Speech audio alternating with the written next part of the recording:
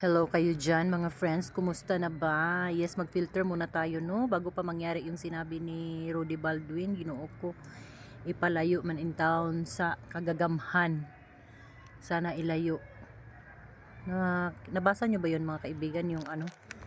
Oh, gusto mo ba? Nandito kasi ako sa mga lugar ng mga iro. Nabasa nyo ba kaibigan yung post ni Rudy Baldwin? Yung kanyang yung kanyang vision na mayroon daw siyang nakikitang magaganap na masamang pangitain sa Baguio.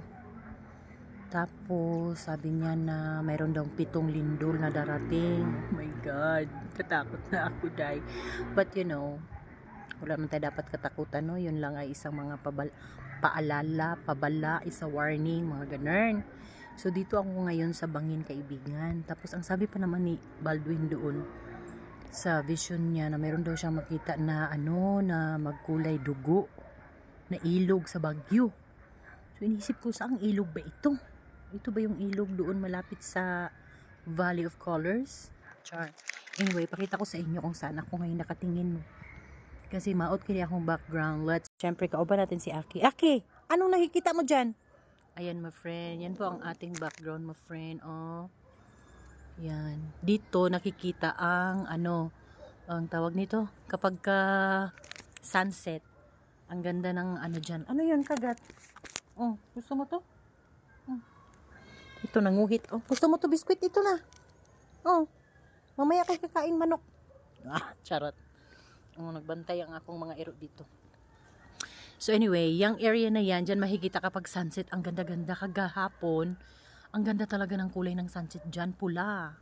Mapula. Tapos, parang, ang sabi kasi ni Baldwin, dito kasi may mga area dito na may mga, dito sa Baguio, well, hindi naman talaga Baguio, no? Benguet, part of Benguet, Itugon, Itugon, Atok, mga ganyan, yun yung Sea of Clouds. Meron siyang pinost doon na something about sa Sea of Clouds na hindi na daw siya magiging puti, yung clouds magiging itim na daw, ganun. Yun mo to, oh.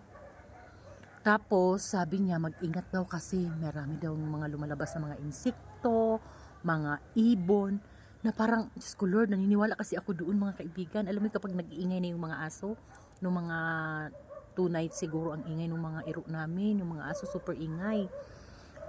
Talagang ako dyan, believer ako dyan yung mga maingay na aso, maingay yung kapaligiran, basta may something na, parang it's a warning, parang nararamdaman ng mga aso, ng mga hayop sa kapaligiran. So, ayun nga, my friend. At yun, ang sabi niya na may mga gumuguho, na mga, yung bigla-bigla na lang nagla-landslide kahit wala namang ulan. So, diba? Hindi ba ako matakot? Ganito yung sitwasyon. I mean, dito ako nakatayo, no? O, diba? Ang ganda naman ng Barney. Bangin na yan siya, friend. Ito yung bahay namin, oh. Diyan. Yung sa taas na yun, sa tiyahin ko yun. Kami, nandito lang kami sa underground. Oh, ito naman ang palasyo ni Dodong, yung pamangkin ko sa pinsan. Ayan, my friend. Tapos bangin na gid na siya. Oh, tignan mo naman, ilang lakad lang yan simula dito. Dito labahan namin, no, ilang lakad lang, bangin na yan. Inung unang panahon, kaibigan, ito, nung unang dating ko dito, 1998 sa Baguio, itong area na to, hanggang doon pa yung lupa na yan, hanggang dyan sa may pula na nayero na yan. Ngayon, wala na, gumuho na. Ginawa ng kasilyas ni Dodong. So anyway, ito na yan siya, my friend. Bangin, gilid talaga kami ng bangin. Kaya talaga namang, ay naku, panalangin ko na lamang, Lord, na hindi mangyari yung sinabi ng vision ni Madam Rudy Baldwin. Kaya, ay, tapos nakita ko yung post niya, ang dami ko rin nakita mga taga Baguio na na nag-comment, na, syempre nakakatakot, di ba? Kapag nangyari yun. I mean, oo, nandun na tayo na, I trust God. You trust God. I trust God. I believe in Him. Pero pag nangyari na yung mga ganun sa kuna, nakakatakot pa rin naman. Nakakatakot pa rin talaga. Anyway, my friend, dyan pala yun. Ha? Saan galing mangga? Ayan si Dodong. Ha? Ladag ko, lagi kaayo. Yung mong giutang, kaluoy, oy. Pila man na. Kaluoy taon. Oh, ha? 150? Sige lang, oy. Hilaw man na, doy. Ayaw ko yan. Asim.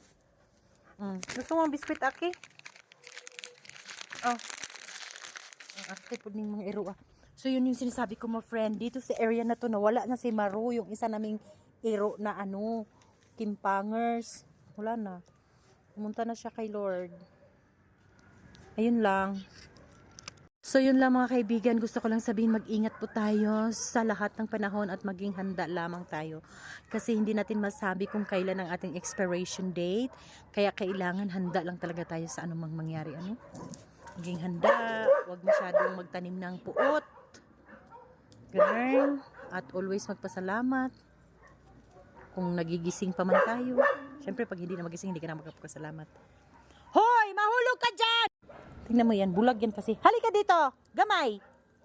Ay, nako! Over! Akala mo naman, ito na! Kain ka ng biskwit! Akala mo naman talaga, alam niya. Si bulagers kasi ito eh. Gamay ah! Halika na!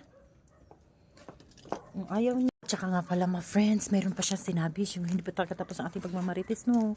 Ganyan talaga. Meron pala siyang sinabi na meron daw sunog na mangyayari na malapit sa pagamutan at grocery store. Di syempre iniisip ko, hala, malapit sa pagamutan. Kami dito nasunog, kami noong 2018.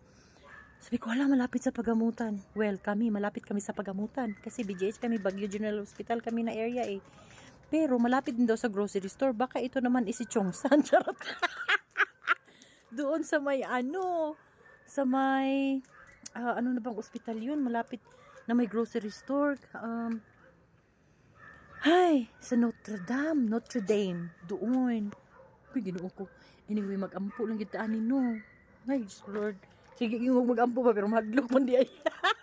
Last na lang yun. Ayan, my friend. Hindi makita dito yung...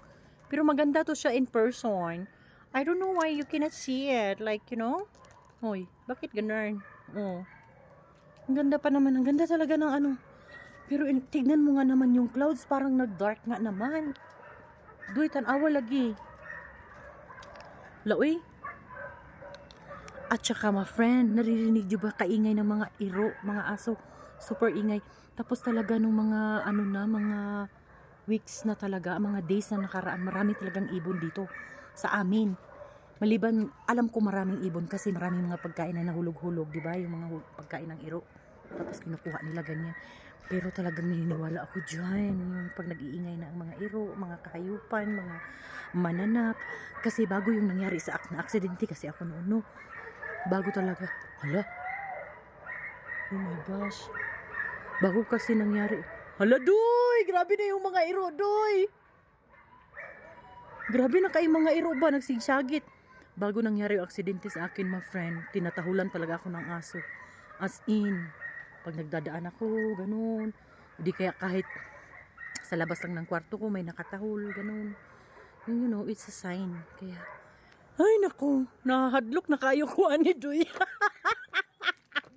Nahadlok na kayo ko, doy. Uy, pakita lang namin yung bahay ni Dudong dito, mga friends. Simple buhay lang kay ni si Dudong dire. Yo, yo, yo. Kasi man na nagkapi ka niya, magkaog mangga. Murong ka naglihi. Wala te, ako Mag-shout out ka dire, be. Kano sa kay gwapo kay dire. Shout out. Sige na, shout out si Mang Itson. Shout out from Kuan Bukidnon. Gwapo kay. Tarawad eh. Gwapo kay kadoy. Lagyan mo. Tanaw lagi tayo. Oh, lagi. Gwapo man ka doy kung naging babae ka doy. Lagi te. Babay na, my friend. Bisig nahadlok ta no, nakakahadlok na gid pero makatawa magyapon ta oy Ginoo ko. Thank you Lord for giving this life. Thank you Lord for giving this life. Hallelujah, praise the Lord. Right where we are. Ayan, dito po yung dating nasunog na area day. May ginawa na lang namin siyang sampayan. Ayan, dito na tayo. Punta na tayo sa ating palasyo. 10 minutes talaga ito. Bye na mga friends. Bye everybody. Mag-ano lang tayo nito. Makinig lang tayo nito ng mga aw ng mga iro, no? So, tapusin talaga natin yung 10 minutes. Ganun, my friend. Kaya, kailangan talaga nating i-fill ang filter. Baka ito na huli nating pag-filter. Ay, Lord. Alright, mag-ingat kayo, ha? Pag wala na akong post dito, nag-expire na. Bye, everything. Thank you for watching. Always be happy and positive. Alright? At saka magpasalamat palagi kay Lord. Yun lang.